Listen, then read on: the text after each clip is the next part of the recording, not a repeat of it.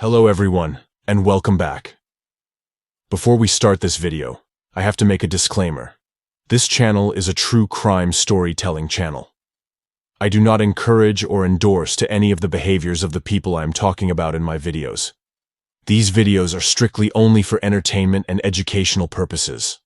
Please be kind and never put anyone in harm by recreating anything that is talked about in these videos.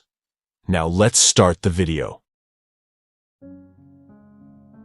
For over 12 years, a girl was starved, tortured, and trapped in a dark room by her father, unable to walk or talk, in a situation doctors called the world's worst child abuse case.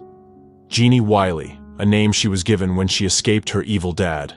She's also known as the feral child, as she lost out on her childhood and development while locked up in her family home.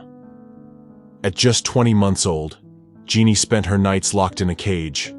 In the day, she was put in a horrible homemade straitjacket and forced to sit on a potty chair, unable to move, talk, or learn, in a black, silent room. She was forbidden from making noise and would face being beaten by a piece of wood or violently hit if she disobeyed. When she made it out, doctors called her the most profoundly damaged child the world had ever seen.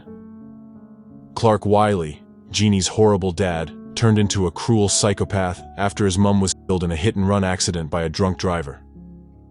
From that moment on, he kept a private life and made sure the family house was always dark, with the curtains closed and doors bolted shut. Irene Wiley, the mother of Genie and wife of Clark, also lived in the disturbed house.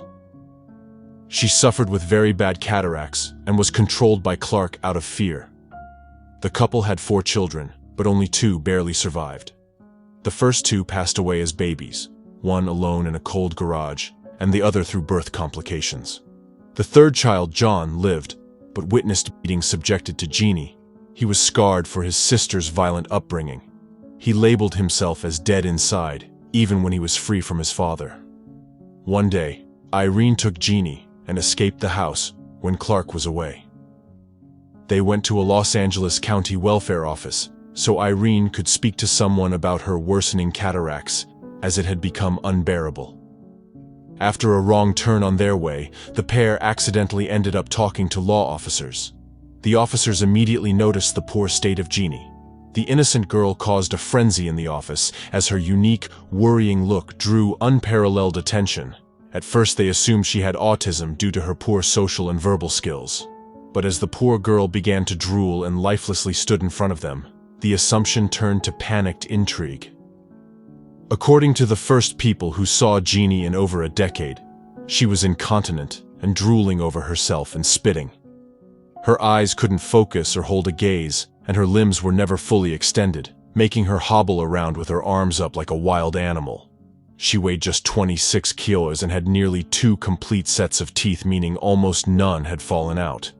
This led to people believing she was at most 7 years old, but in fact she was over 13. She had to learn how to function like a normal teenage girl from square one after getting freed. Speech therapy taught her how to talk, although she never quite grasped the language properly. Genie could say words and knew what things meant, but she couldn't hold a real conversation and communicate due to her poor grammar. Her lack of proper food had caused her to barely be able to chew or swallow, so she had to learn how to eat and drink all over again. Wearing diapers every day in the house meant she never knew how to properly urinate, another task therapists and scientists had to talk her through. Her father, Clark Wiley, shot himself at 70, just before he was due in court for child abuse after getting arrested, leaving behind a suicide note which simply read, "The world will never understand." Pediatricians, psychologists, linguists, and other experts from around the U.S. jumped at the chance to research the girl and try to help her. She was a phenomenon as a teenage recluse with next to no development.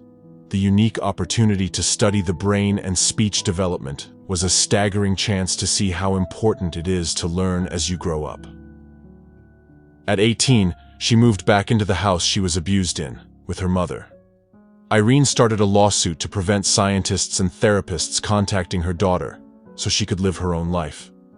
Since then, Genie has barely been seen and is thought to be living in a Los Angeles care home, if she is still alive. Thank you for watching this video. Please feel free to share your thoughts in the comments down below.